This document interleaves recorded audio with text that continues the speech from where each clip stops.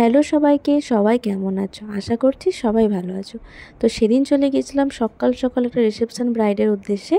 তো লোকেশানটা ছিল অনেকটাই দূরে, মশাগ্রাম ৩২ বিঘা। তো আমি আর আমার বান্ধবী চলে গিয়েছিলাম। যেহেতু অনেক সকালে বেরিয়েছিলাম, সেরকম কিছু খাওয়া হয়নি। তো রাস্তায় আমরা একটু চা খেয়ে নিচ্ছিলাম। তো খুব এনজয় করি আমরা দুজন একসাথে যখন কাজে বেরোই। অনেকদিন একসাথে যাওয়া হয়নি, তো খুবই ভালো লাগছিলো সেদিন। দেন তারপরেই টোটো ধরে চলে গেছিলাম ব্রাইডের লোকেশানে। তো প্রায় আমাদের পৌঁছাতে 1.5 থেকে 2 ঘন্টা লেগে গিয়েছিল, অনেকটাই ডিস্টেন্সে ছিল। তো এখানে দেখো একটা সুন্দর জিনিস দেখাই তোমাদের সাথে। এটা কি নদী তোমরা কি বলতে পারবে? সত্যি বলতে লোকেশানটা দূরে হতে পারে, কিন্তু খুবই সুন্দর একটা জায়গা, খুবই ভালো লেগেছিলো কাজে গিয়ে।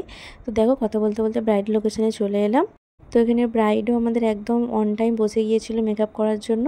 তো এই ব্রাইডাল লুক তোমার সাথে শেয়ার করে দিয়েছি আমি আগেই। তো আজকে রিসেপশন লুকের বুকিং ছিল। তো এখানে ব্রাইডের বেস মেকআপ অলরেডি আমি করা হয়ে গেছে, জাস্ট ব্লাশ হাইলাইটার এসব কিছু বাকি ছিল, ওগুলো আস্তে আস্তে আমি করে নেব। দেখো এখানে আইব্রোটা সেট করে নেওয়ার পর ব্রাইডের আমি আই মেকআপটা করে নিলাম। তো ব্রাইডের চোখে একটু প্রবলেম হয়ে গিয়েছিলো, মানে ঠান্ডা লেগে গিয়েছিলো, তাই চোখটা একটু ফুলে গিয়েছিলো একদিকে। তো দেখো আই মেকআপটা এখানে কমপ্লিট। তো এখানে ব্লাশ লাগিয়ে নিয়েছিলাম আমি একদম হালকার ওপর। অ্যান্ড আজকে মেকআপটা আমি রেখেইছিলাম নিউডের ওপর।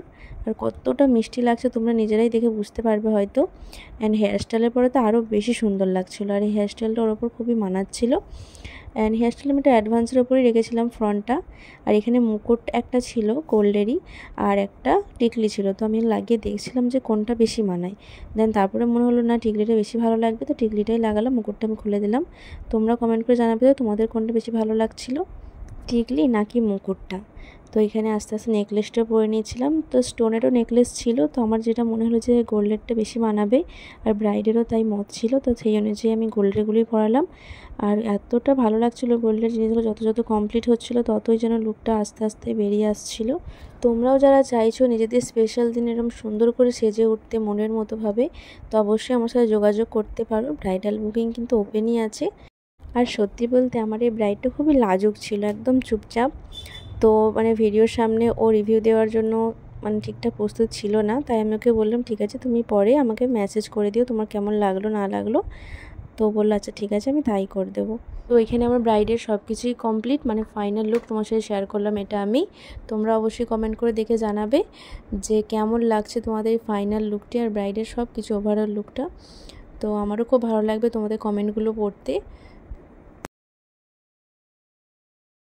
তো এখানে কাজ কমপ্লিট করে বাড়ির উদ্দেশ্যে বেরিয়ে পড়লাম, যেহেতু অনেকটা ডিস্টেন্স আমার বাড়ি। তো দেখো এখানে ব্রাইডও বসে গেছে একদম স্টেজ, আর স্টেজটাও কিন্তু খুব সুন্দরভাবে ডেকোরেশন করা ছিল, সিম্পলের মধ্যে খুবই সুন্দর লাগছিল স্টেজটা। আর আমার ব্রাইডকেও ওখানে বসে একদম রানীর মতো লাগছিল, মিষ্টি একটা। তো ওই সুন্দর নদীটা আবার একবার দেখিয়ে দিলাম তোমাদের সাথে, এটা হচ্ছে দামোদর নদী। তো দেখা আবার অন্য কোনো ভিডিওতে, সবাই ভালো থেকো।